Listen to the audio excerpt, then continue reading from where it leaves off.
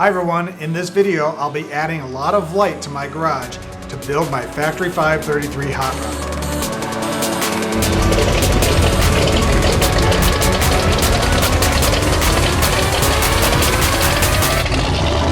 Hi everyone and welcome to the channel about building a kit car, Corvettes, and other car topics. If you like what you see, please subscribe and hit the notification buttons below and share with others on social media.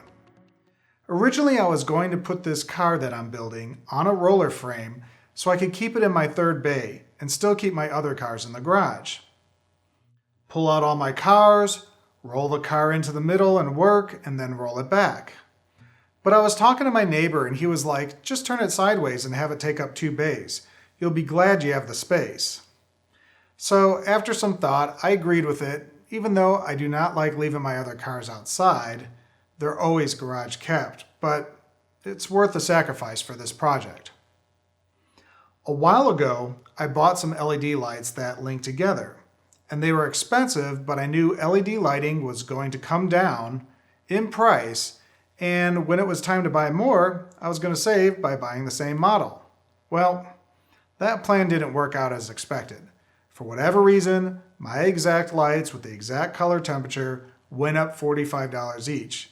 And it was like $125 for a 4-foot single light. And I'm like, WTF, what's going on? All the rest of the industry has totally dropped to like pennies on the dollar compared to what LEDs cost before. So it was bizarre. So since I was already invested and I wanted to match the temperature due to filming, I had to buy a few refurbished and used lights to have a total of 4. Since the car is now sideways, I wanted to light up each side. So I bought 2 more of the same lights for the one row, and then bought a whole different brand for the other row, but matching the same light output and temperature. The original lights are really finicky when it comes to linking. You could blow on it and it will turn off. These are the Lithuania lights. They look amazing, but just a pain in the ass to install and get to work. But since I was already invested, I figured I would finish out one row, and then the next batch of lights was only $100 for all 4 and not finicky at all. I had to remove my original 2 lights from their current position and then figure out how to make a straight line across the ceiling. I have too many cabinets and offsets on the walls, so I really couldn't use a tape measure. I also went to a store to see what was available in the laser guide department, but for such a simple task, it was like $350 before you got to a ceiling laser. It's just stupid.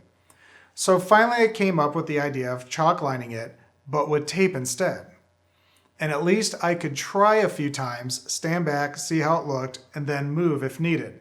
It worked out pretty well.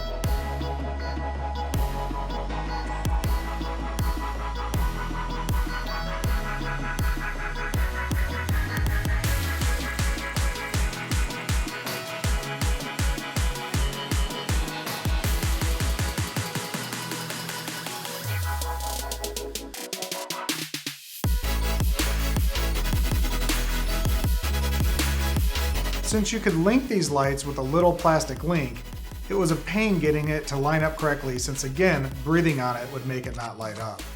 So most of my time was spent struggling with these set of lights.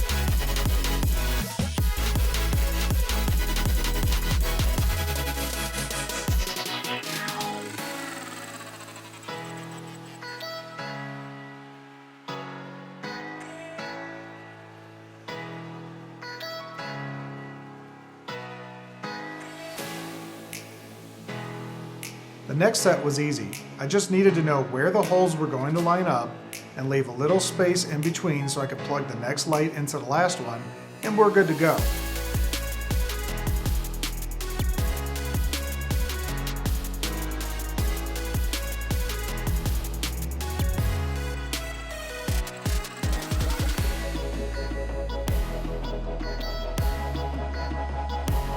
It's as bright in the garage as it is outside.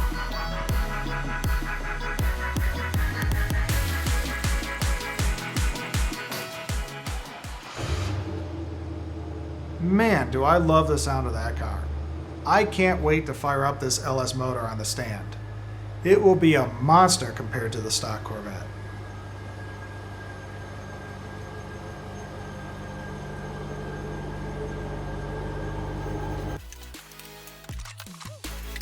Till next time, please hit the subscribe and notification buttons.